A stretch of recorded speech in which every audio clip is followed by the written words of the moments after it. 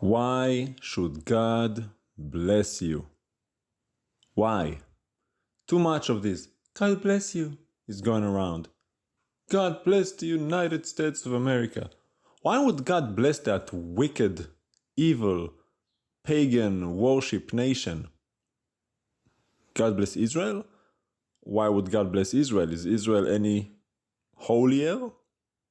Is Israel any better, spiritually speaking?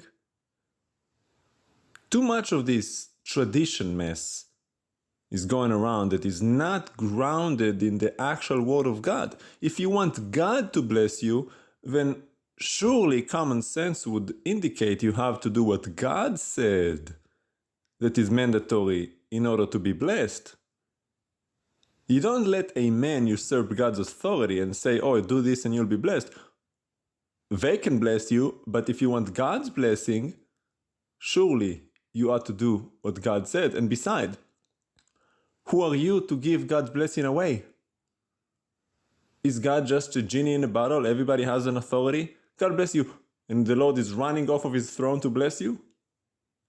No, the Lord has given very specific authority over his blessing to his Kohanim, his priests, those who serve him. Bamidbar chapter 6, verse 22. The book of Numbers. The Kohanim were given the authority and the anointing to give God's blessing away. And the disciples of Yeshua, they were the Kohanim now. He said, I have given you the authority. It's not a general statement for everybody who called themselves Christian. He gave it to specific people. There were many other followers who did not get this authority. We know there were 70 followers that left. There were 3,000 others that were grafted in. The authority of God is not something so wiggly-woggly that just is tossed about.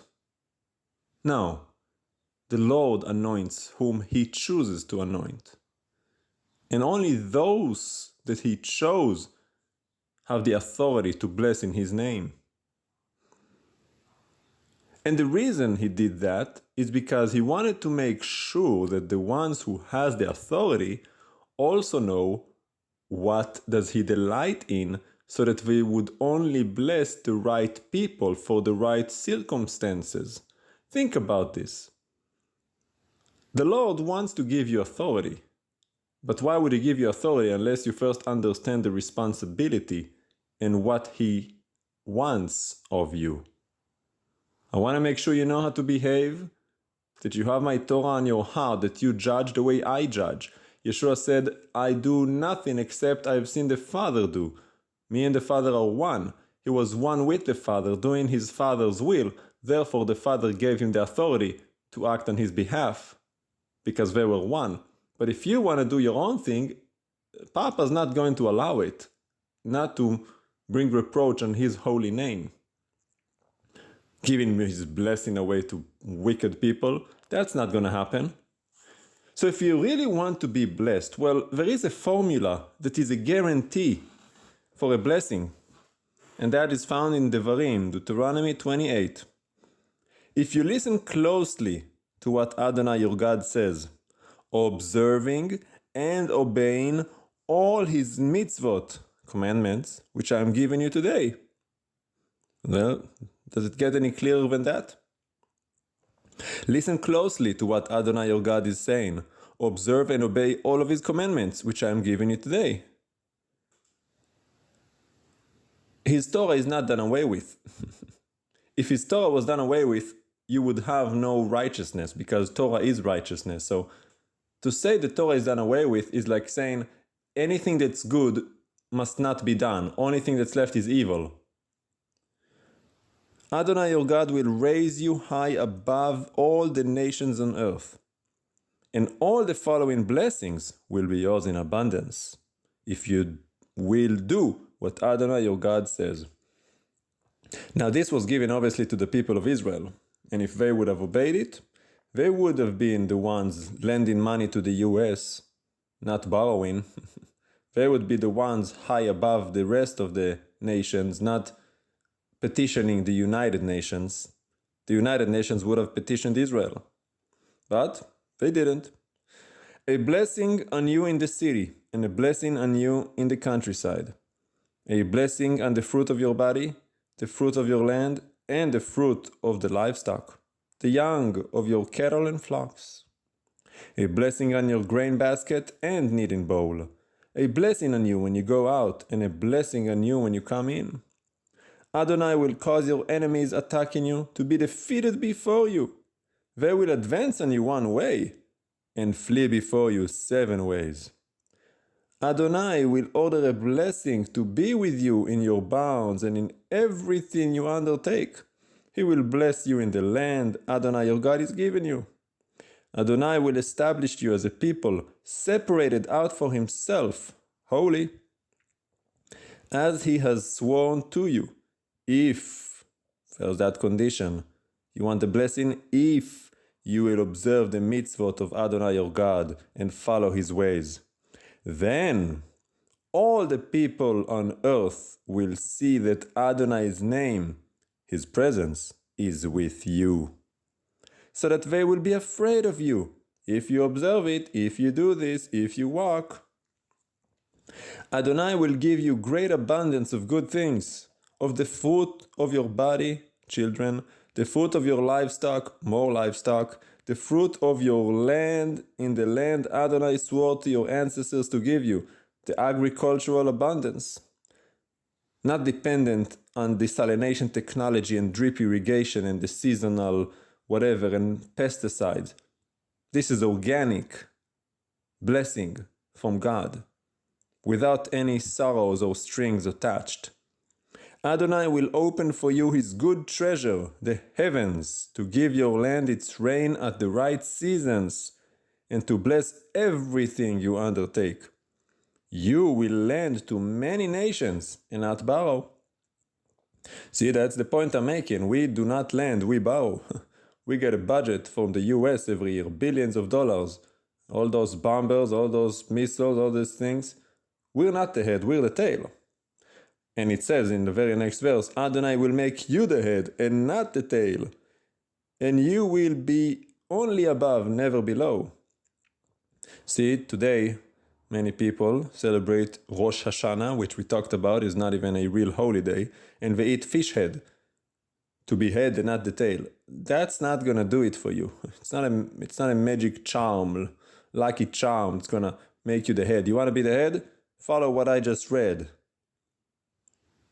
If you will listen to, observe and obey the mitzvot of Adonai your God, and not turn away from any of the words I am ordering you today, neither to the right nor to the left, to follow after other gods and serve them.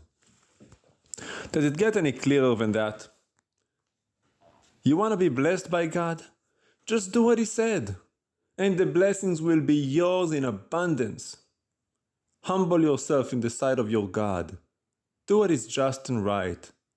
Love him with all your heart, all your mind, all your being. It's not complicated, and it's not a lot, really. It's very simple. You just have to be willing. You have to love him above all else. You have to prioritize him above all else. I know there's all kinds of things in this world that are attracting you. The lust of the eyes, the pride of life. You want to make more money, you want to go on your vacations, you want to have that jumpsuit, you want to go skydive, you want that woman, you want to collect Pokemon. I know, you got all kind of things you want to do, but that's the point. To love the Lord means you reject all of these other things. You're not trying to catch every single woman. You're not trying to go after every rush and every craze in the marketplace. You don't care. You're not living in this world. You're in this world, but your heart is with God. We are in the world, but not of the world, those who love the Lord. And then you get all these blessings because it doesn't matter. You're going to have the blessing, but the blessing is not going to have you. You know, Paul says in his letters to his disciples, you ask and you receive not. I think it was Paul. I might be wrong. It might have been Peter or one of the other letters in the New Testament. You ask, but you do not receive because you ask for the wrong motivation. So that you can gratify your flesh. Oh, I want more money. Why? Well, I want a boat. I want a bigger boat. I want an addition for the house. I want a remodel. I want one of those induction stoves. You think God's gonna bless that? Now, if you say, I want more money, why? Well, I see all these homeless people. I want to be able to bless them. Well, God will bless that. But then again, He's gonna test you first. He's not just gonna, oh, okay. He's gonna test you. Sometimes He answers a prayer with a yes. Sometimes He answers the prayer with a no. Sometimes He answers it with not yet. And you gotta be willing to accept either one because He's gonna test your heart. Because at the end of the day, the goal should always be to serve the Lord. It's not about the thing you do, it's about God's will, not my own. So you might want to bless those homeless people, but the Lord said, no, that's somebody else's job. For you, I have something else in mind. And you have to be willing to say, okay. Otherwise, you make the job, your will, greater than God. I want to make that homeless shelter.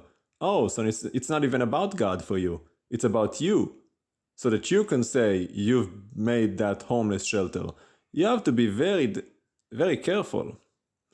If God is first, and I say God, well, I mean Adonai, obviously, the Lord, then it doesn't matter where you go or what you do because it's all about Him. So if it's about His will, it doesn't matter if I go here, I go there, I eat, I don't eat, I sleep, I don't sleep, lament, cry, weep, mourn, rejoice. It makes no difference because it's all about Him. And if it's all about Him, then you will be blessed in abundance. Because the Lord loves those who love Him. Think about it. And remember, don't say God bless you. Instead, you bless God. As Guy said, the blessings are conditional. And the sad part is what Americans have done with this verse, blessing. You know, we've been taught in the U.S., this is generously and liberally, universally applied to anyone and everyone. And I have news for you. That is not true. This is a specific covenant. Does everybody get to sleep with your wife, or did you marry her?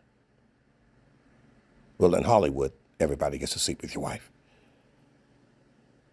Does everybody get to have a baby with your husband? Or is he your husband? The covenant is with Israel. And specifically, not just to make them rich, by the way, as he said, that everybody might know my name. The blessing is for the condition for those who do not serve Adonai, who do not know the God of Israel. That they would look at those people and go, wow, truly your God is God. Why, truly God is God. Wow, look what He does for His people. Look, instead, you take that verse and you apply it to any and everything. And it wasn't meant for you. It was meant specifically for Israel because they were the marker for the entire world to see what God does, how He works, how He blesses, how He judges, how He curses. That's in there too. After all, He did the same thing with Adam and Eve in the beginning. Here is the blessing and here's the curse. Eat that and you'll die.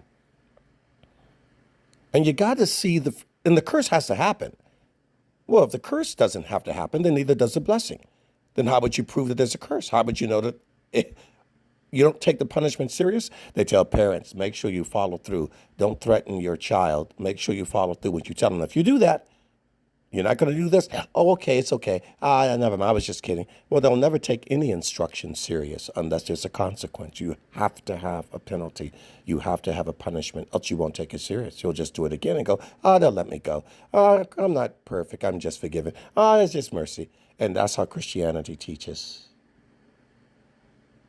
Blessing, blessing, blessing. And when you sing blessing, blessing, blessing, you mostly sing about mine, give me. And it's not about give to God, give to God, give to God, give to God. Bless the Lord, O my soul, and all that is within me. Bless the Lord, O my soul, which is a condition. If you do this, if you bless me with obeying my mitzvahs, if you bless me, here is the blessing. Instead, it's just bless me, bless me. Don't matter what I do. You make excuses for why not to obey God, but you don't seem to accept why he shouldn't bless you.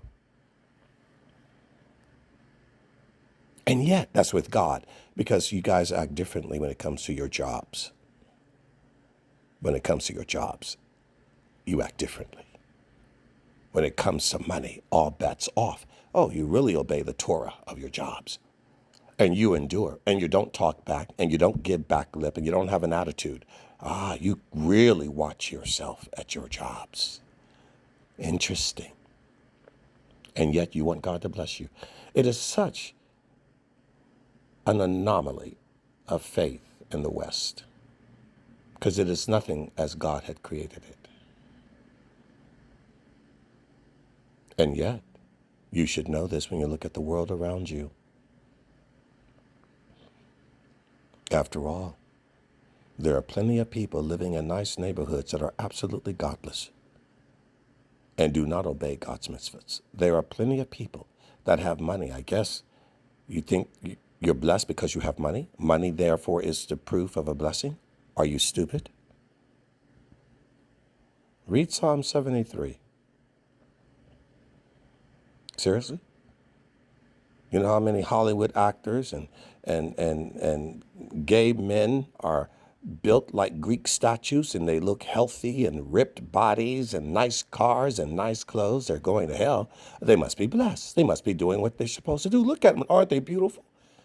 All of these fashion models that women follow with all of the makeup and all of the fakeness and all of the, oh my Lord, is that blessed? All of those yoga pants wearing women that do nothing but do Pilates and yoga all day. Not to mention the cosmetic and aesthetic surgeries to present an image of perfection when it's just wickedness and ugliness. As Yeshua said, on the outside you sure look polished. On the inside you're rotten flesh. You pull back the veneer and you see all of the smoking, all of the guys with the fast cars racing up and down the street. You've got nice shoes, you've got gold chains, you wrappers around your neck, and crosses hanging all over your bodies, tattooed all over you. And yet,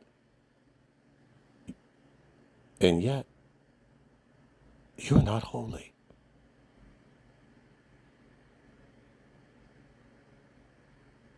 Are you blessed? Well, the Bible says that that's in what's in the world. The pride and the lust of the flesh. Oh, yes. You sell your soul. The devil specializes in Bitcoin and gold. He specializes in fast cars. That's his specialty, you know. That's what you call being blessed. You can have your pineal gland open, your mind enlightened. Take this mushroom, take this psychedelic, take this cannabis, drink this, smoke this, inject this, breathe this. And for the sake of that, you will violate the true blessing. You take the shortcut, you cut yourself short. Because you don't want the cake, you want the frosting. You're not interested in the purpose or the function. You're interested in what makes you feel good instead of what makes you good. Therefore, the sacrifice and the suffering is frowned upon, and the ease and comfort is glorified. The true holiness you don't care about. You care about the perceived holiness, how you appear, how you look, not lifting up the name of the Lord. Most of your prayers are all 90% me, him, his glory, him, the Lord's name, the Lord's reputation, him, give God the glory, him, the Lord. And it's unfortunate. No, it's not unfortunate, actually. That was a wrong thing to say. It is according to your faith, be it unto you.